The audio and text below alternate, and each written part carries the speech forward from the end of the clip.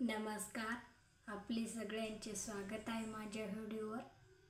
माझ्या व्हिडिओवर सांगण्याचा उद्देश असा आहे की आपल्या घरामध्ये खूप मोठी फॅमिली असते. फॅमिलीमध्ये घर कसं टिकवायचं, कसा घरात संसार करायचा, हे घरामध्ये सुना असतात.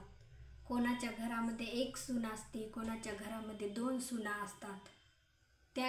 त्या घरातल्या सुनायला घरात संसार कसा टिकवायचा, घर कसं चालवायचं ते मी या व्हिडिओवर सांगणार आहे. मला असं वाटते की घरामध्ये 2 जावा असतात. जावा जर घरामध्ये हसून खेळून जर वागल्या, चांगल्या जर वागल्या तर घर किती दिवस टिकत असते. आणि जावा जर दोघीमध्ये वाद करत जर राहिले तर घर एकही दिवस टिकत नाही. मला असं वाटते की जावाने बहिणीप्रमाणे वागावं.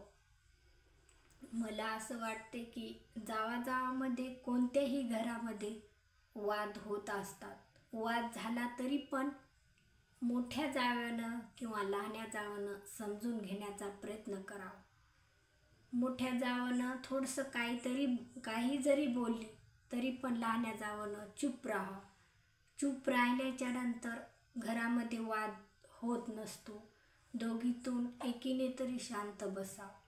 शांत बसल्यावर जास्त भांडण वाढत जात नसते, भांडण कमी वाढते. मोठ्या जावाला पण असं वाटते की मी माझ्या लहान्या जावाला किती बोलले तरी पण माझी लहानी जाव एक शब्द पण बोलली नाही, असं मोठ्या जावाला वाटते. आणि घरामध्ये मोठ्या जावानं काही जरी आणलं तरी पण मोठ्या जावाचा कधीच हेवा देवा करू नये, कारण आपल्याला घर टिकवायचं असते. घर जर टिकवायचं तर घरामध्ये जावांना कधीच हेवा देवा करू नये. घर असं व्यवस्थित टिकवावं. घरामध्ये जावाचे जर वाद नाही झाले तर आपले सासू सासरे पण खुश राहत असतात. आपल्या सासू सासऱ्याला वाटते माझ्या सुना किती छान राहिल्या घरामध्ये, कधी एकीमध्ये वाद होऊ देत नाहीत. आणि मला असं वाटते की मोठी जाऊ जरी कोणत्या देवाला गेली, कुठं गेली तरी पण लहान्या जावानं मोठ्या जावाचा कधीच हेवा देवा करू नये. कधी पण मोठ्या जावाचा आदरानं बाहेरच्या बायाला सांगा, बाई माझी जाऊ देवाला गेली, असं प्रेमाने सांगा, प्रेमाने बोला. मोठ्या जावानं साडी जरी आणली, काही जरी घरात आणलं तरी पण मोठ्या जावाचा हेवा देवा लहान्या जावानं कधीच करू नये, तरच घर टिकत असते.